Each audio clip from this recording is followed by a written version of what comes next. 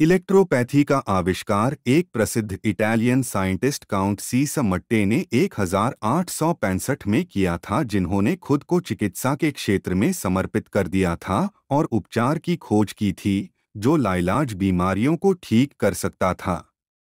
उन्होंने सिद्ध किया कि मनुष्य प्रकृति की उपज है और प्रकृति के नियम पर आधारित चिकित्सा विज्ञान ही इसके निर्माण को रोक सकता है और उसकी रक्षा कर सकता है।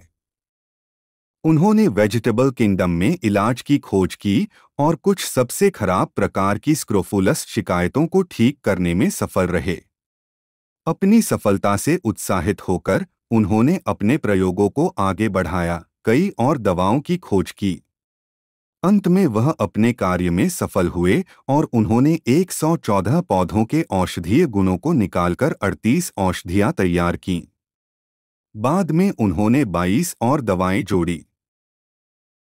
उन्होंने पोलारिटी के लॉ के आधार पर दवाओं का उपयोग किया और प्रदर्शित किया कि शरीर के दो महत्वपूर्ण तरल पदार्थों, रक्त और लिम्फ में कोई भी परिवर्तन बीमारी को जन्म देगा।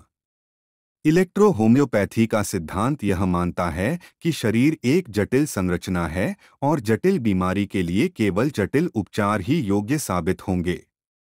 इलेक्ट्रोपैथी दवाएं कोहोबेशन विधि नामक वैज्ञानिक प्रक्रिया द्वारा तैयार की जाती हैं, जिसे डॉक्टर थियोफ्रेस्टस वॉन होहने द्वारा शुरू किया गया है, जिसमें औषधीय पौधों से प्राप्त पौधों की जीवित ऊर्जाएं शामिल होती हैं। इन उपचारों में अधिकतम उपचारात्मक क्षमता होती है जो लसिका और रक्त को नियंत्रित करती है और उन्हें शुद्ध भी रखती है। इस चिकित्सा विज्ञान का सिद्धांत कॉम्प्लेक्सिस क्यूरेंचर है, जिसका अर्थ है कि जटिल रोग जटिल दवाओं के माध्यम से ठीक हो जाते हैं। मानव शरीर एक जटिल संरचना है।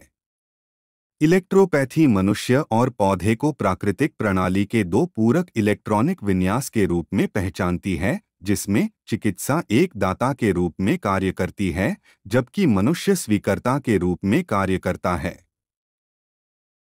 इलेक्ट्रोपैथी भारत में 5वीं चिकित्सा प्रणाली है।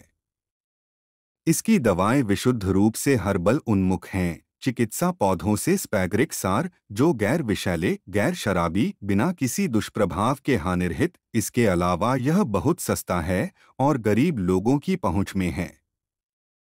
हालांकि केवल 4 मान्यता प्राप्त एलोपैथी, आयुर्वेद, यूनानी और होम्योपैथी चिकित्सा प्रणाली ही बाहर निकलती हैं, लेकिन ऐसा कोई कारण नहीं है कि 5वां या उस मामले में 6ठा या 7वां नहीं आएगा। निश्चित रूप से 5वां आ गया है और यहाँ तक कि 6ठी और 7वीं चिकित्सा प्रणाली भी आएगी और मान्यता प्राप्त करेगी।